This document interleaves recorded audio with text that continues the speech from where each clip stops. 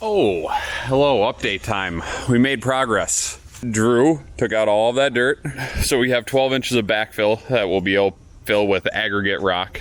We got class 5 down here that we're gonna put in our trench. We have to make this a little deeper. You'll see that coming up.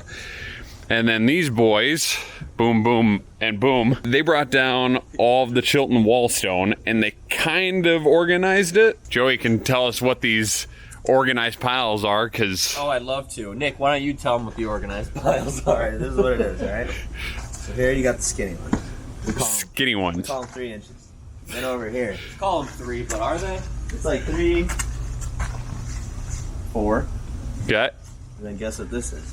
5. 5? Yep. Huge. Pretty crazy. So they organize the piles because we have to make lines throughout the entire wall.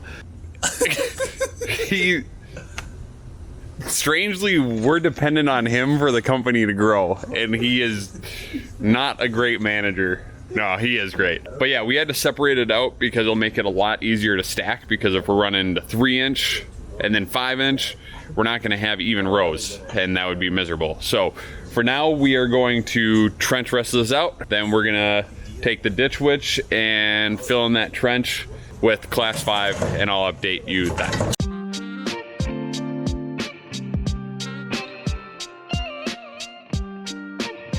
All right, so we got this area trenched out 10 inches deep because we're doing 6 inches of a base. I showed you over there, plus a little inch of sand, plus our actual stone. You can see Nick's actually packing the sub base. So we do this to pack down all of the loose dirt, so there isn't any loose material under here.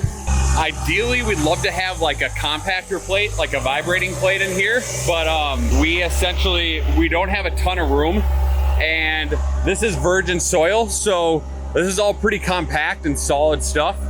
So the next thing we're gonna do, and what you're gonna see next, is Drew will actually take that class 5. Joey and Nick will be emptying it from the top, and they will be packing it in 1-inch layers. So if we actually had a packing place that could generate up to 3,000 to 5,000 pounds of force, we could do thicker layers.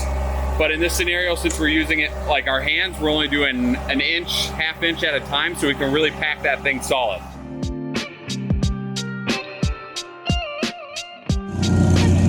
All right, so you can see that we actually already packed things in layers. Like over there, we packed it in layers here and hand tamped. And now Drew's coming back with the actual vibrating plate just to make it level one more time and really pack it down and secure all this rock. So we want it to be as hard as possible. So you can see down in here, our base is nice and level, and it's just really packed in now. So he'll go down this line again. He's done it twice already. He'll do that line, and then we'll level it with a base sand. I mean, you see the sand kind of laid out along the edge. And then we'll start laying our base.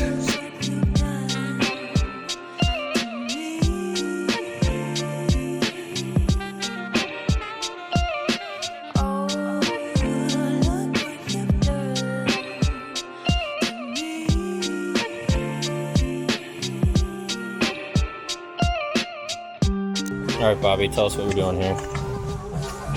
Me? Yes, sir. We're doing the bases, which means what we're trying to do, let's go to one that's somewhat level. Come in here, and because it's dry stack, we're trying to make it somewhat level in between the joints. So you can see it, we're off by maybe 1/10 of an inch, but we're okay with that because all of these are on level. So we're leveling it this way back and forth. We're taking a smaller level. We're making sure it's level front to back. We're also taking the smaller level on here, making sure it's level front to back on here in smaller portions. And we're taking the joints, making sure it's level. And we keep taking sand in and out. More sand would be ideal. I didn't put enough sand in here, but we're kind of out. You can see with Drew, his are a little more level in the joints because he has more sand. So definitely recommend like a full inch. And I think we're only at like a half. So it's taking a while, but it'll be good sometime. What up, YouTube? What up, YouTube? Hey, this camera kind of makes me look nice. So we're here back at it. Yeah, here's a little update. Flipped all these rocks to the side. Yeah, we just flipped all those, you know, see, Bobby likes to tell you what he's doing, but we're the ones who grind. Me and him, me and this stuff, Flipped them. we flipped every one. I'm not light. You're not light. My hands look like this. You can see Brian is just finishing up compacting the front. We put some drainage aggregate in the back. Joey's going and getting a drain towel right now. I mean, my base over there was all the same size, but Drew's over here, he actually mixed and matched because he had 5 inches and 6 inches, and that wasn't really gonna work on the wall, so he just buried some and brought some up. So we have the bases throughout, and now we're gonna try to get in one more tier. Well, try to get our second tier in before it gets dark.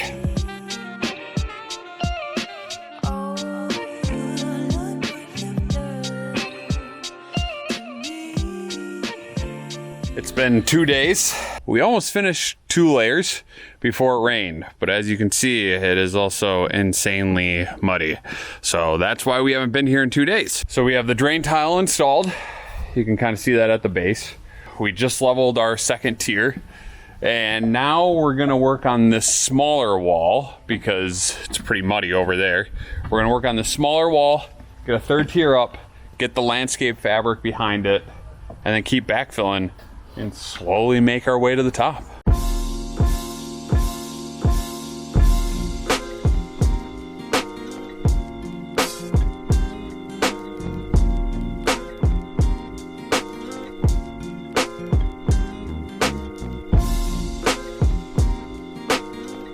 We finished a wall.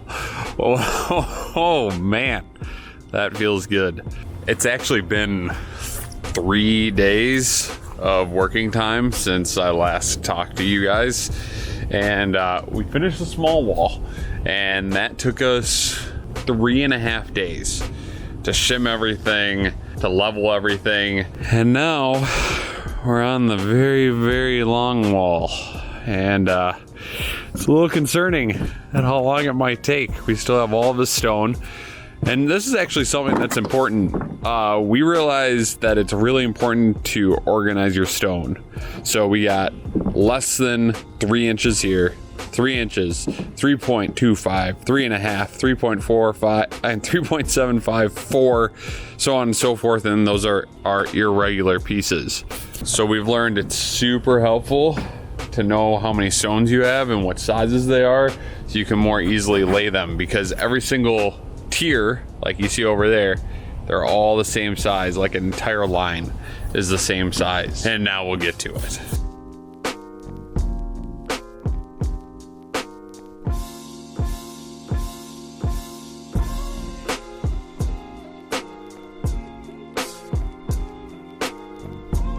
Day number 6. We have just wrapped up another full day here, and I want to show you our progress quick. Everything backfilled along this wall. This wall is done.